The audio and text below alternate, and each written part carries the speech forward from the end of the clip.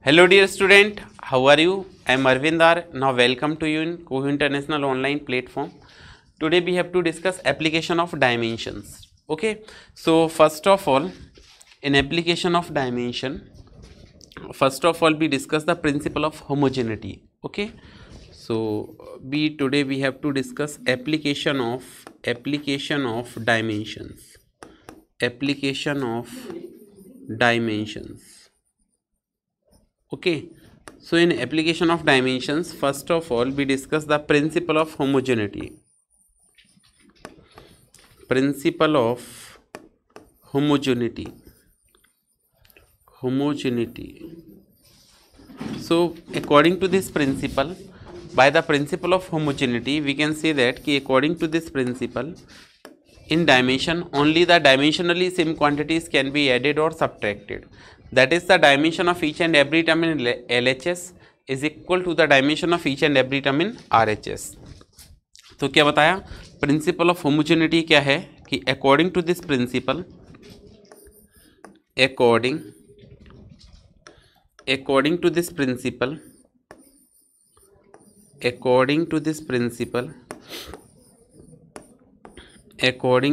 Principal in dimension, according to this principle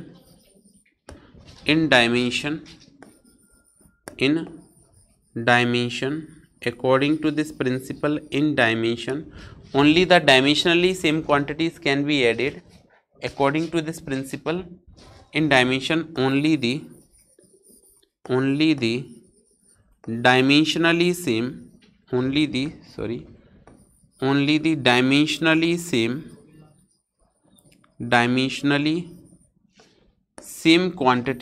only the dimensionally same quantities can be added. Only the dimensionally same quantity can be added. Only the dimensionally same quantity can be added or subtracted. Only the dimensionally same quantity can be added or subtracted. That is the dimension of each and every term in LHS subtracted. That is the dimension of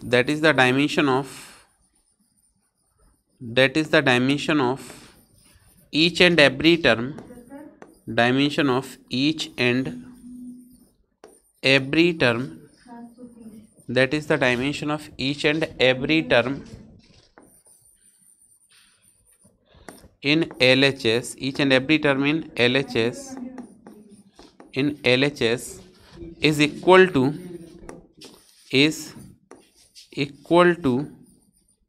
dimension of each and every term in RHS is equal to dimension of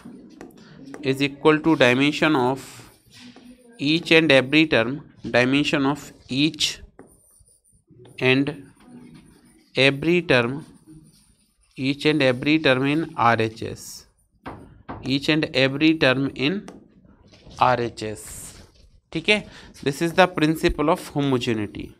जैसे हम example से समझें इसको, principal of homogeneity को क्या है. Principal of homogeneity क्या है कि according to this principle in dimension only the dimensionally same quantities can be added or subtracted.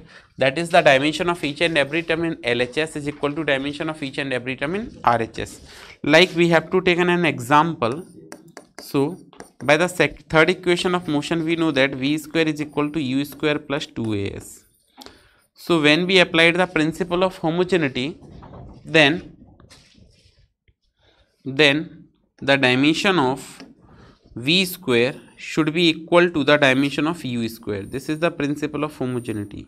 क्या कहता है, in dimension only the dimensionally same quantities can be added और सब्ट्रैक्टेड.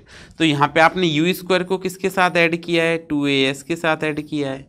इसका मतलब है कि जो यू स्क्वायर की डायमेंशन होगी, वो 2as के डायमेंशन के इक्वल होगी. That is we can say that the dimension of u square should be equal to the dimension of 2as. U square की जो डायमेंशन है वो 2as के डायमेंशन के इक्वल होगी. And the dimension of each and every term in LHS में जो लिखा है v स्क्वायर, इसकी जो डायमेंशन है, जो v स्क्वायर लिखा है इसकी जो डायमेंशन है वो यू स्क्वायर के इक्वल होगी, and also the dimension of v square should be equal to 2as। ये है हमारा प्रिंसिपल ऑफ होमोजेनिटी। तो बात समझ आ गई कि डायमेंशनल में dimensionally same quantities can be added और subtracted, that is the dimension of each and every term in LHS should be equal to dimension of each and every term in RHS। ठीक है, जैसे अब हम इसके first application की बात करते हैं। तो एप्लीकेशन नंबर 1, पहला एप्लीकेशन है एप्लीकेशन 1, एप्लीकेशन ऑफ डायमेंशन में फर्स्ट एप्लीकेशन की बात करेंगे। एप्लीकेशन नंबर 1 क्या है ये? To check the correctness of given physical relation, to check the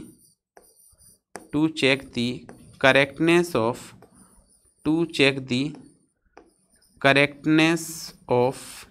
given physical relation,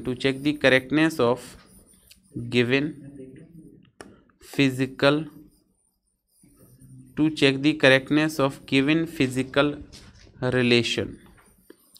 जो भी एक फिजिकल रिलेशन दिया है आपको, उसकी करेक्टनेस चेक करने के लिए। तो क्या कहा? To check the correctness of given physical relation. जो भी कोई फिजिकल रिलेशन है, हमें क्या करना है? उसकी करेक्टनेस को चेक करना है। ठीक है, किसके हेल्प से? डायमेंशन की हेल्प से गिवन फिजिकल रिलेशन की करेक्टनेस चेक करनी है। ठीक है, तो इसको हम समझते हैं एक एग्जाम्पल से।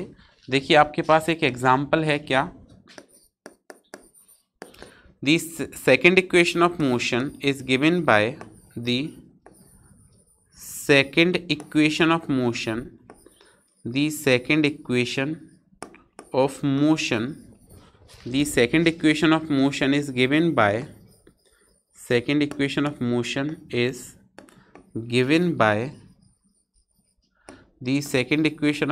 is given by s equal to ut plus half at square, ठीक है।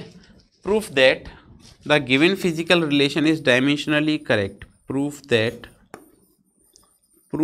the given physical relation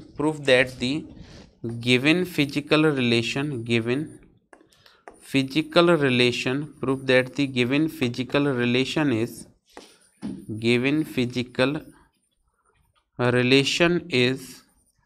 dimensionally correct, given physical relation is dimensionally correct. तो आपको ये बताना है कि जो गिवन फिजिकल रिलेशन है ये डायमेंशनली करेक्ट है। ठीक है, ये प्रूफ करके बताना है।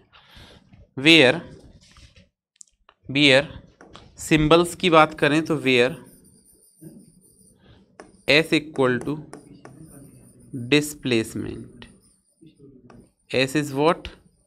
s is displacement. u equal to initial velocity,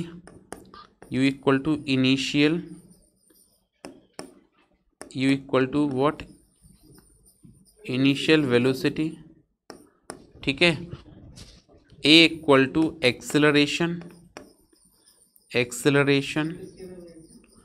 and t equal to time.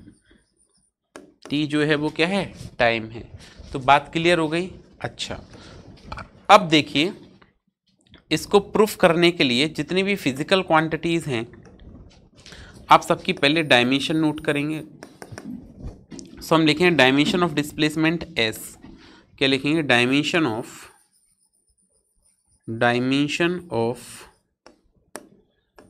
Displacement s, dimension of displacement s की जो डायमेंशन होगी, डिस्प्लेसमेंट की जो डायमेंशन है वो क्या हो जाएगी? l। Dimension of displacement is l, और l को आप क्या लिख सकते हैं? m0 l t0। ठीक है, फिर बात करते हैं dimension of initial velocity u। तो हमने लिखा डायमेंशन ऑफ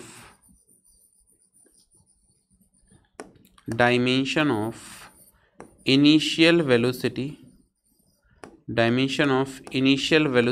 u। जो आपके पास इनिशियल वेलोसिटी है उसकी डायमेंशन क्या होगी? तो वो बनेगी आपकी क्या? l t minus one, that is हम इसको लिख पाएंगे m0 l t minus one. ये इनिशियल वेलोसिटी की डायमेंशन लिखी। नेक्स्ट है डायमेंशन ऑफ एक्सेलरेशन a। क्या लिखेंगे? Dimension of acceleration, dimension of acceleration a। Acceleration की जो डायमेंशन है वो क्या बनेगी? वो बनेगी एल टी माइनस टू। मास इसमें इंक्लूड नहीं है तो हम लिखेंगे m0 l t minus two. ठीक है, फिर क्या है नेक्स्ट? टाइम। तो dimension of time t, dimension of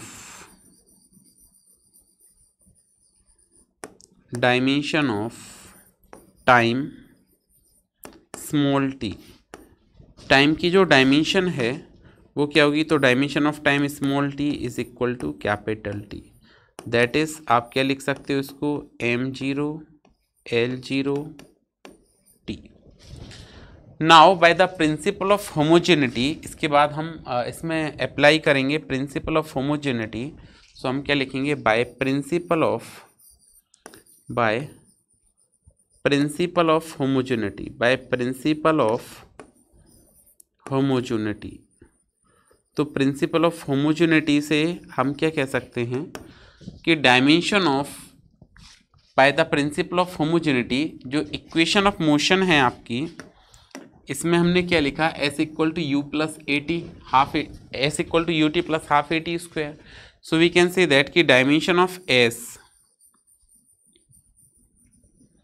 dimension of s is equal to displacement की जो डायमेंशन है वो किसके इक्वल होनी चाहिए? यूटी के इक्वल होनी चाहिए। Equal to dimension of u t, equal to dimension of u t. ठीक है, जो आपकी डिस्प्लेसमेंट की डायमेंशन होगी, dimension of s is equal to the dimension of u t. So आप बताएं एस की डायमेंशन क्या है? S is displacement. तो डिस्प्लेसमेंट को आप डायमेंशन में क्या लिखते हैं? एल, और u क्या है? Initial velocity. तो ये क्या हो जाएगी? एल टी माइनस वन, और टाइम को क्या लिखेंगे? t। अब यहाँ पे सॉल्यूशन आप करेंगे तो ये t माइनस वन से ये t कैंसिल हो जाएगा। मतलब हम क्या लिख सकते हैं? l is equal to L, that is the dimension of displacement is equal to the dimension of ut। ठीक है, ये प्रूफ कर लिया। फिर नेक्स्ट हम इसमें क्या लिखेंगे? Next bye the principle of homogeneity से हम क्या कह सकते हैं कि डायमेंशन ऑफ, क्या लिखेंगे? Dimension of s is equal to dimension of half a t square, equal to dimension of half a t square. ठीक है, s की जो डायमेंशन है वो हाफ ए टी स्क्वायर की डायमेंशन के इक्वल होगी। तो फटाफट देखें कि s की जो डायमेंशन है वो क्या होनी चाहिए? So dimension of s is l and the dimension of 1/2। तो देखिए जब भी हम डायमेंशन बनाएंगे तो एनी नंबर, कोई भी प्योर नंबर हो, जैसे 1/2 हो गया, 2 हो गया, 1 हो गया, -1 हो गया, -2 हो गया, -5, any number, it is dimensionless. कोई भी आपको लॉगरिथमिक फंक्शन हो गया log x, एक्सपोनेंशियल फंक्शन हो गया e की पावर x, टिग्नोमेट्रिक फंक्शन है like trigonometric function is like sine theta, cos theta, tan theta etcetera, these are the dimensionless quantities. ठीक है, तो इनको हम क्या है, कभी भी इनकी डायमेंशंस नहीं बनाएंगे, ये these are the dimensionless quantities. Okay, so now first of all we did 1/2 is dimensionless, so dimension of a that is acceleration, so dimension of acceleration is lt minus 2 and t square, तो dimension of time तो t square। now यहाँ पे क्या होगा? t minus 2 से ये cancel हो जाएगा, that is dimension of l is equal to dimension of displacement is equal to l and dimension of half a t square is also l, so we can say that कि in dimension LHS is equal to RHS, dimension in dimension LHS is equal to RHS, hence the given physical relation is dimensionally correct, the given physical relation is dimensionally correct because the dimension of each and every term should be equal, so we can say that the given physical relation is dimensionally correct। ठीक है, तो आज इतना ही, कल फिर से मिलेंगे एक नई क्लास में नए कॉन्सेप्ट के साथ। तब तक पढ़ते रहिए, सुरक्षित रहिए। Thank you.